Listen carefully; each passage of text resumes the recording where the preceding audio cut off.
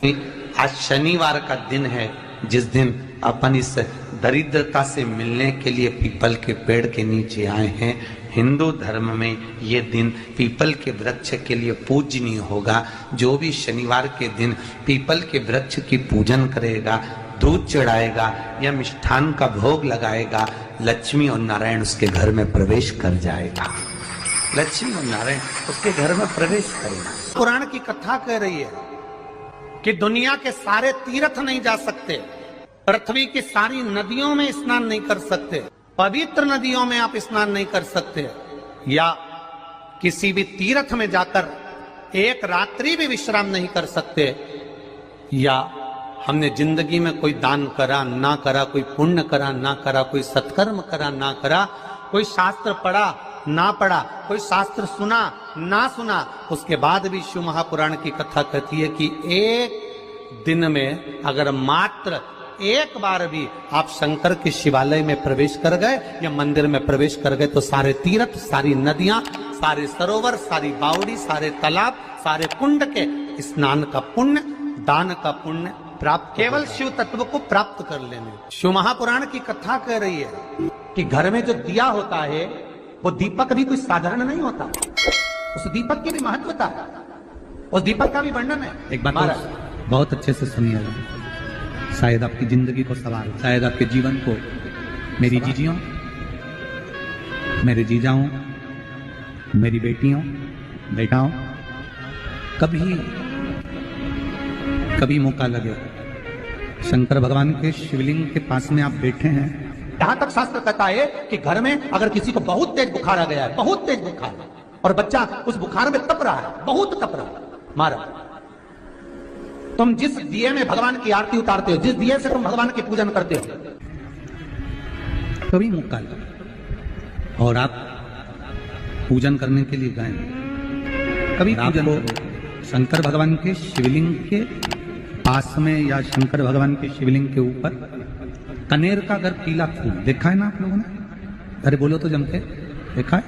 कनेर का यदि पीला फूल शिवलिंग के आसपास में या शंकर भगवान के ऊपर कहीं रखा हुआ भी दिख जाए, विषम परिस्थिति हो, बहुत हिम्मत ना हारते, कभी भगवान अकेले में एकांत में आप पहुंचे उनके पूजन के लिए, कनेर का पुष्प वहां रखा है, चाहे वो जलाधारी पर रखा हो, चाहे वो शिवलिंग के पास में रखा हो, शिवलिंग पर रखा हो, उस कनेर के पुष्प को अगर आप 5 जगह का स्पर्श कराकर अपने हृदय की बात कहकर वापिस महादेव को समर्पित कर देते हो तो भी मेरा महादेव तुम्हारे दुख का निवारण कर देगा।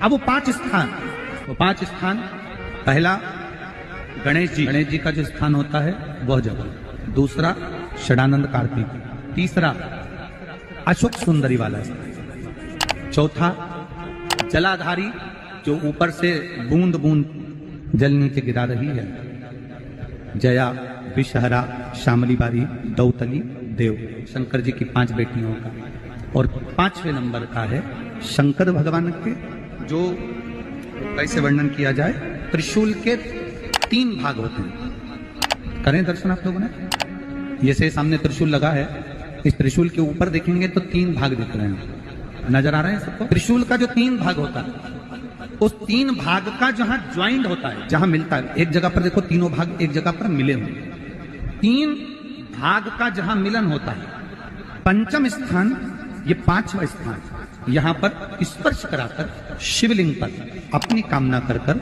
श्री शिवाय नमस्तुभ्यम कहकर बाबा से अपने मन की बात कहकर जो समर्पित कर देता है, हम 3 महीना भी नहीं कहेंगे, हम तो कहेंगे अगर ज्यादा दुख है 3 दिन इंतजार करना, मेरा बाबा उस दुख को मिटा। 3 महीना बहुत दूर, पर करना है दिल से।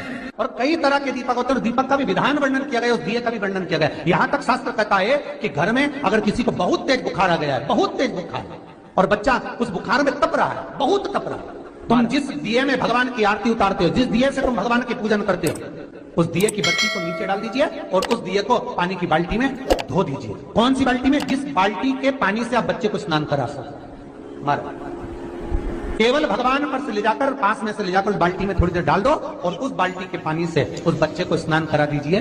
15 से 20 मिनट, आधा घंटा लगेगा बच्चे का। बड़ी बेचैन दिख रही हो तुम, क्या बात है? पार्वती जी कहती है देवव्रत कश्मीर प्रदेश का एक भक्त देवव्रत बेलपत्री के वृक्ष के नीचे बैठकर आपका मंत्र जाप कर रहा। मैं आपको जगाना नहीं चाहती थी, पर बेलपत्री के वृक्ष के नीचे लक्ष्मी झाड़ू लगाती है, सरस्वती वीणा बजाती है, इंद्राणी उस बेलपत्री के वृक्ष के नीचे जल का सिंचन करती है, 33 कोटि देवी देवता उस बेलपत्री के वृक्ष की जड़ में विराजमान होते हैं। इसलिए देवव्रत एक बार पंचाक्षर मंत्र बोलता है तो वो 33 करोड़ बार गिना जाता है। ऐसा बेलपत्री का वृक्ष होता है। बेलपत्री के वृक्ष के नीचे एक बार अगर भगवान का नाम लिया जाता है तो वो 33 करोड़ बार, 33 कोटि बार गिना जाता है। एक मंत्र केवल नमः शिवाय, ओम नमः शिवाय, नमः शिवाय, ओम नमः शिवाय। फिर वही वाली बात आ गई जो पहले कथा में कहा, अपने लिए अच्छा वाला घी छाट के लाना, अच्छी कंपनी का लाना, और जब यज्ञ करने बैठे, पूजन करने बैठे, हवन करने बैठे, भगवान का तुम पाठ पूजन करवाई, पूजा वाले दुकान पे बोलना कि पूजा का घी चाहिए। तो वो पूजा का सामान बेचने वाला भी तत्चतुर था, उसने पूजा का ही घी दिया। तो इन्होंने पूछा भैया ये घी कितने का? तो क्या 80 रुपए का? तो 80 रुपए का आधा किलो? तो क्या पूजा का है? भारत की भूमि पर इस मृत्यु लोक में पूरे विश्व में ऐसे कई घर हैं जिनके घर में गुजारा करने की भी आफत है। पहनने के कपड़े नहीं, किसी के यहां पर भोजन नहीं, किसी के यहां जमीन नहीं, किसी के यहां दुकान नहीं, कोई पूरी जिंदगी किराए के मकान में निकाल देता है। नहीं, मेरा एक निवेदन है, इस कथा को जितने छत्रपति संभाजी नगर के श्रोता भाई बहन श्रवण कर रहे हैं उनसे निवेदन करूंगा, आप हाथ का ठेला लगा रहे हो, सब्जी का ठेला लगा रहे हो, फल का ठेला लगा रहे हो, धक्के की जिंदगी जी रहे हो, दरवाजे पर बैठे हो, कहीं ना कहीं तुम दास्य भाव की जिंदगी जी रहे हो, तकलीफ में जिंदगी जी रहे हो, बहुत दुख की जिंदगी जी रहे हो, बहुत कष्ट की जिंदगी जी रहे हो, उनसे केवल निवेदन करूंगा 3 महीने 2 जगह पर जल चढ़ाना प्रारंभ कर दीजिए, केवल 3 महीने। एक शंकर भगवान के शिवलिंग पर, दूसरा बेलपत्री के पेड़ के नीचे। 2 जगह पर जल चढ़ाना 3 महीने लगातार चालू कर दो, बाबा तुम्हारा हाथ पकड़कर तुम्हें उन्नति की सीढ़ी पर चढ़ा देगा। हमें कोई चमत्कार करना नहीं आता, और ना हम कोई तंत्र विद्या या मंत्र विद्या जानते हैं, ना हमारे पास में बेल है, ना हमारे पास में भभूति है, हमारे पास में तो केवल शिव का नाम है। आप श्री शिवाय नमस्तुभ्यम बोलो, ओम नमः शिवाय बोलो, नमः शिवाय बोलो, चाहे महामृत्युंजय मंत्र बोलो, उसका स्मरण करते करते भगवान शंकर के शिवलिंग पर जल, और उसी पात्र में जो जल तुमने शंकर जी को चढ़ाया उसमें से बचा हुआ थोड़ा सा जल बेलपत्री के पेड़ के नीचे चढ़ाना प्रारंभ कर दो। अलग से बेलपत्री के पेड़ के नीचे चढ़ाने के लिए अलग से लोटा भर के जल जरूरत नहीं पड़ेगी। जो तुमने शिव जी को जल चढ़ाया, जो तुमने देवाधिदेव महादेव को जल चढ़ाया, बस उसी पात्र का जल शंकर जी को चढ़ाओ, उसमें से बचा हुआ थोड़ा सा जल बेलपत्री के वृक्ष के नीचे चढ़ाना प्रारंभ करना। कौन सा बेलपत्री का वृक्ष? जिसकी छाया आपके ऊपर आ रही है। शिव महापुराण बड़ी सुंदर बात कहता है, ध्यान दीजिएगा। जिस बेलपत्री का पौधा तुम्हारे सिर का, और ये दोनों हाथ ऊपर कर लो, अपन खड़े हुए और खड़े होकर दोनों हाथ ऊपर करें, इतना बड़ा बेलपत्री का पौधा है, उस बेलपत्री के पौधे की पत्ती को कभी तोड़कर शंकर जी को नहीं चढ़ाना चाहिए। ध्यान रखना, कितना बड़ा पौधा। आप खड़े हो जाओ और खड़े होने के बाद आपका हाथ ऊंचा कर लेना, इतना बड़ा पौधा है, उस पौधे की पत्ती बेलपत्री को तोड़कर शंकर भगवान को कभी नहीं चढ़ाना। शंकर भगवान को उस बेलपत्री को, उस वृक्ष की पत्ती को तोड़ना चाहिए जो वृक्ष तुम्हारे हाथ से थोड़ा सा ऊंचा हो, जिसके लिए तुम्हें हाथ और ऊंचा करना पड़ रहा हो।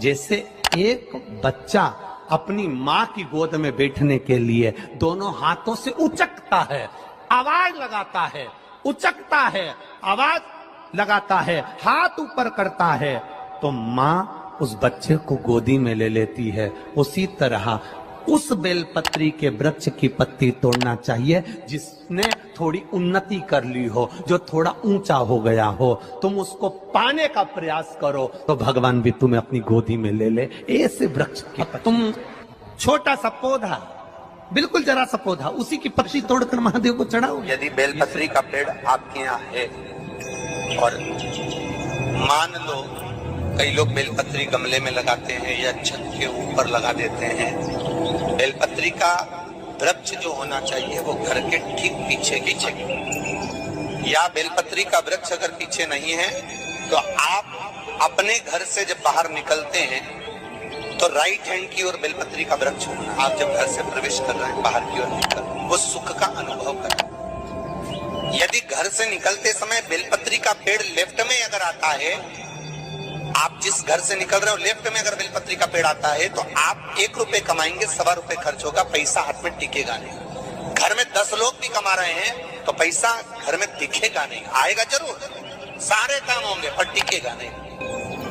यदि लेफ्ट राइट भाग का बेलपत्री का वृक्ष घर में लगाओ तो घर के पीछे के हिस्से में लगाओ, और ऐसी जगह नहीं लगाना कि जहां पर बेलपत्र में गंदा पानी जाए या कोई गंदी वस्तु। 33 करोड़ देवी देवता बेलपत्री के पेड़ के नीचे सोमवार के दिन, कोई रविवार के दिन, कोई मंगलवार, कोई बुधवार, कोई गुरुवार, कोई शुक्रवार, कोई शनिवार के दिन बेलपत्री के नीचे आकर 33 करोड़ देवी देवता तप करते हैं, साधना करते हैं। एक बेल चौकी ऐसी होती है, शंकर पर अगर चढ़ी हुई है तो वापिस उतार कर धोकर फिर शिव को चढ़ा सकते।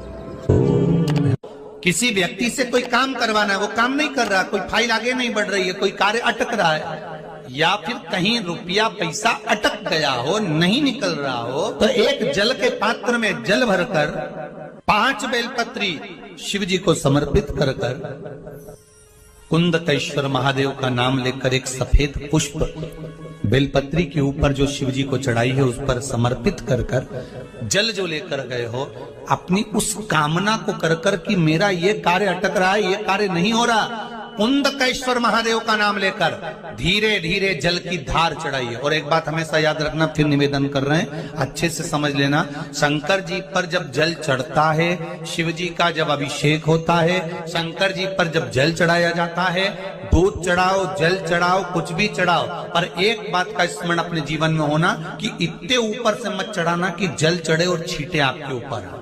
बहुत ध्यान दीजिएगा। हाँ, तो यहाँ तक वर्णन करा गया है कि शंकर जी का जल चढ़ा हुआ जहां से बहकर जाता है ना, उसको लांगा तक नहीं जाता। यहाँ लांगते हैं क्या? नहीं ना, परिक्रमा भी करेंगे तो वहीं से लौट कर वापिस डर जाएंगे।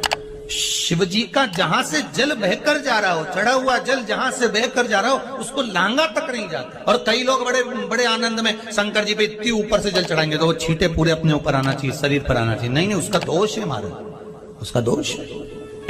आप भगवान को अगर जल चढ़ाओ, दूध चढ़ाओ, तो मान लो अगर जैसे एक सरल भाषा में समझ लो और अच्छे से, कि जैसे ये शिवलिंग है शंकर जी का, ये शिवलिंग है, और आप जल चढ़ा रहे हो तो इतनी ऊपर से छोड़ोगे तो पानी का छींटा तो अपने ऊपर आएगा, पर वही जल, वही दूध, वही सामग्री आप शिवलिंग से थोड़ी सी दूरी बनाकर अगर आप समर्पित करेंगे तो बाबा उस